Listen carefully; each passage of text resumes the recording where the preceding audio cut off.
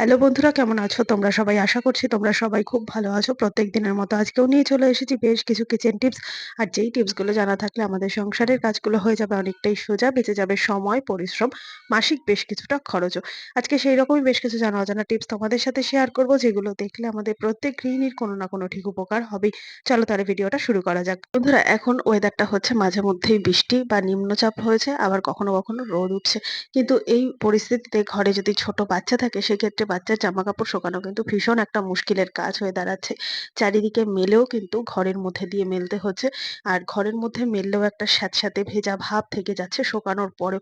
এই সমস্ত জামাকাপড়গুলোকে কিভাবে আমরা শুকিয়ে নেব? ঘরে ছোট বাচ্চা না থাকলেও স্কুল ড্রেস যদি থাকে, কিংবা হাসব্যান্ডদের অফিসের যদি কোনো রকম ড্রেস, মোজা এগুলো যদি থাকে, সেগুলো শুকানোও কিন্তু ভীষণ মুশকিলের কাজ হয়ে দাঁড়ায়। তো শুকিয়ে গেলেও একটা ভিজে ভাব থাকে, যেটা কিনা বাচ্চাদের পরানো একেবারেই উচিত না। তো সেই সমস্ত জামাকাপড় কিভাবে আমরা শুকনো করে নেব, তার জন্য এখানে দেখো বন্ধুরা, ছোট ছোট বাচ্চাদের জামা, প্যান্ট, মোজা, রুমাল এগুলো নিয়ে নিয়েছি।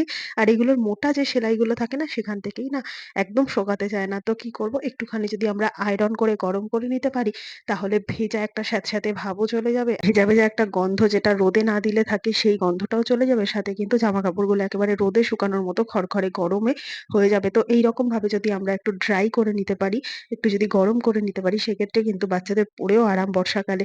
তো এইভাবে যদি আমরা কাজটাকে সহজ করে নিই, তাহলে যেখানে খুশি মেলে একটুখানি জলটা শুকিয়ে নেওয়ার পরেই কিন্তু জামাকাপড়গুলো এইভাবে যদি একটু আয়রন করে নেওয়া যায়, সেক্ষেত্রে দেখবে বন্ধুরা, জামাকাপড়গুলো একেবারে ড্রাই হয়ে যাবে। আশা করছি ছোট টিপসটা কাজে দেবে। ঘরে ছোট বাচ্চা থাকা প্রত্যেক মায়ের কাছে ভিডিওটা শেয়ার করে দাও। চলে গেলাম পরের টিপসে। শাক পাতা তো আমরা কম বেশি খেয়েই থাকি, কিন্তু খেয়াল করে দেখবে এই ছোট ছোট পাতাওয়ালা শাকগুলো না বাছতে ভীষণই কষ্ট হয়।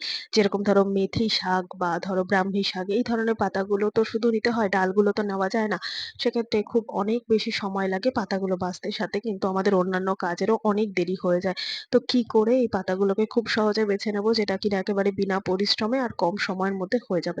তার জন্য নিয়ে নিতে হবে একটা গ্রেটার। আর গ্রেটারের মধ্যে দিয়ে এই রকম ভাবে আমরা শাকটাকে ভিতর দিয়ে ঢুকিয়ে দেবো।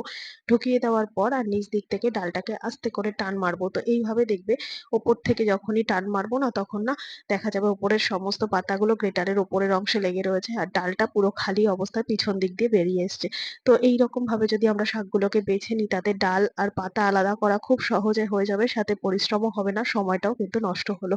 দেখো এখানে অল্প পরিমাণ শাক কত তাড়াতাড়ি বাছা হয়ে গেল, আর এখানে ২-৩ আঁটির শাক কত ধীরে ধীরে বেছেছিলাম। তো এইভাবে যদি সময়টাকে আমরা সেভ করতে চাই, কাজের যদি আমরা সুবিধা করতে চাই, সেক্ষেত্রে কিন্তু এরকম ছোট ছোট টিপস আমাদের খেয়াল রাখতেই হবে। তো আশা করছি এরকম ছোট ছোট টিপস আমাদের সংসার জীবনে অনেকটাই সুবিধা হবে। ভালো লাগলে প্রত্যেক মহিলার সাথে শেয়ার করে দিও। চলে গেলাম পরের টিপসে। অনেক বেশি জলের কাজ করলে কিংবা বর্ষাকালে এরকম সমস্যা অনেকেরই হয়, যে ফাঙ্গাল ইনফেকশন, আঙুলের কোনায় কোনায় বা নখের কোনায় কোনায় এরকম লাল হয়ে যাওয়া, বা রক্ত জমে যাওয়া, চামড়া উল্টো চামড়া ওঠা, এরকম সমস্যার জন্য না আমাদের কাজ করতে ভীষণ অসুবিধা হয়। এতটা ব্যথা করে, জ্বালা করে, যে আমরা জল পর্যন্ত লাগাতে পারি না। তারপর তো কাপড় কাচার জন্য ডিটারজেন্ট বা বাসন মাজার জন্য বার আছেই, এগুলোর কথা তো বাদই দিলাম। কোনো রকম ভাবেই হাতে কিন্তু জল লাগাতে পারি না। আর ওগুলো লাগালে তো, খাট জাতীয় কোনো কিছু লাগালে তো আরো বেশি আমাদের ব্যথা করবে। তো কি করবো, এটা কিন্তু ঘরোয়া একটা টোটকা করলেই সুন্দর মতো আমরা রিলিফ পেতে পারি। তার জন্য নিয়ে নিয়েছি রসুন। রসুনটাকে, এক কোয়া রসুন নিয়ে খোসাটাকে ভালো করে ছাড়িয়ে নেব। তো এই এক কোয়া রসুনেই কিন্তু দারুণ ভাবে কাজ দেবে। তো তোমাদের কাছে যদি যে বড় বড় এক কোয়া রসুন গুলো হয়, সেই রসুন গুলো থাকে, সেক্ষেত্রেও ভালো হবে। আর না হলে এরকম ভাবে রসুন থেকে একটা কোয়া ছাড়িয়ে নেবে। নিয়ে নেওয়ার পর এখানে আমি নিয়ে নিয়েছি খুব সামান্য পরিমাণ একটুখানি সর্ষের তেল।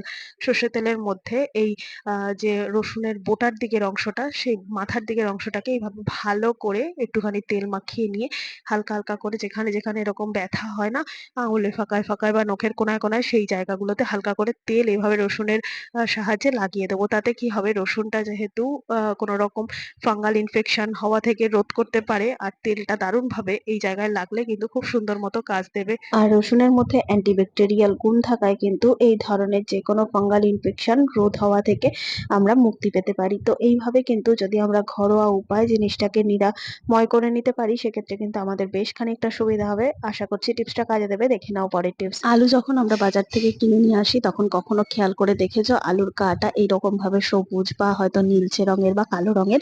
তো আলু কেনার সময় বেশ কিছু জিনিস আমাদের খেয়াল রাখতে হবে। তো সেই সমস্ত জিনিস দেখে যদি আলু কিনতে পারি, তাতে কিন্তু অনেকদিন পর্যন্ত আলু আমরা ফ্রেশ ভাবে ঘরে স্টোর করে রাখতে পারবো।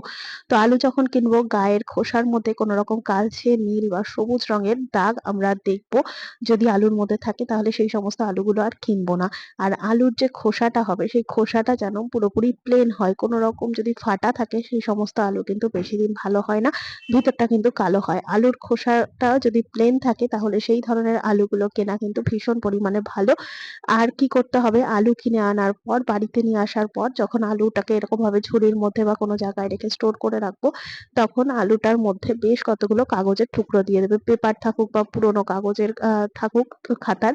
তো সেই সমস্ত কাগজগুলোকে ছোট্ট ছোট্ট টুকরো করে কেটে এইরকম ভাবে যদি আলুর ঝুড়িতে রেখে দিতে পারো, সেক্ষেত্রে দেখবে বন্ধুরা এই আলুগুলো না অনেকদিন পর্যন্ত ফ্রেশ থাকবে। কেন ফ্রেশ থাকবে? এই আলুর মধ্যে যদি কোনো রকম জলীয় ভাব থাকে তাহলে কিন্তু পেপারটা টেনে নেবে আর আলুগুলোকে অনেকদিন পর্যন্ত ফ্রেশ রাখতে সাহায্য করবে। তো আলু স্টোর করার জন্য এই ছোট্ট টিপসটা। আর আলু কিভাবে কিনবো, কি দেখে আলু চিনবো বা কতটা ভালো আলু কিনতে পারবো, তার জন্য এই ছোট্ট টিপসটা তোমরা যদি প্রত্যেকে খেয়াল রাখো তাহলে কিন্তু আমাদেরই ভীষণ উপকার হবে। চলো দেখে নাও পরের টিপস। তো বন্ধুরা, আমাদের রান্নাঘরের যে সুইচ বোর্ড থাকে না, ভীষণ পরিমাণে তেলচিটে হয়ে যায়। এই যে দেখো সাইড গুলো বা হয়তো সুইচ বোর্ডের মধ্যের অংশটা যেখানে আঙুল দিয়ে লাগিয়ে আমরা অফ অন করি, সেই রকম জায়গায় প্রচুর পরিমাণে একটা তেলচিটে ভাব চলে আসে। আর যে সাইডের ব্রাউন জায়গাগুলো দেখছো, এগুলো কিন্তু অরিজিনালি সুইচ বোর্ডের কালার। তোমরা অনেকে বলো আমার ভিডিও দেখে যে আমার সুইচ বোর্ডটা একেবারেই কি আমি পরিষ্কার করতে পারি না। তোমাদেরকে আমি আজকে দেখিয়ে দেবো আমার সুইচ বোর্ডের যে অরিজিনাল ব্রাউন কালারটা রয়েছে। এই যে একটা সুইচ বোর্ড জল ছাড়া কিভাবে আমরা পরিষ্কার করবো, তার জন্য একটা সুতির কাপড়ের মধ্যে একটুখানি নারকেল তেল লাগিয়ে নিলাম। এবার হালকা হালকা করে যদি এইভাবে আমরা সুইচ বোর্ডের মধ্যে যে তেলচিটে ভাবটা ছিল সেই সমস্ত জায়গাগুলো একটু মুছে পরিষ্কার করে নিই, সেক্ষেত্রে খুব সহজেই কিন্তু এই তেলের জন্য দেখা যাবে যে তেলচিটে ভাবটা ছিল বা ময়লাটা ছিল সেটা কিন্তু সম্পূর্ণ উঠে গেছে। এবার হয়তো তোমরা বলবে যে সাইডের ব্রাউন কালার অংশগুলো তো ময়লা। না বন্ধুরা, এগুলো কিন্তু অরিজিনালি আমার সুইচ বোর্ডের কালার। আর এই কাপড়টা দেখলেই তোমরা বুঝতে পারছো যে কত সহজে কিন্তু সুইচ বোর্ডটা পরিষ্কার হয়ে গেছে। তো এইভাবে যদি আমরা জল ছাড়া পরিষ্কার করে নিতে পারি, সেক্ষেত্রে কিন্তু আমাদের অনেকটাই সুবিধা হবে।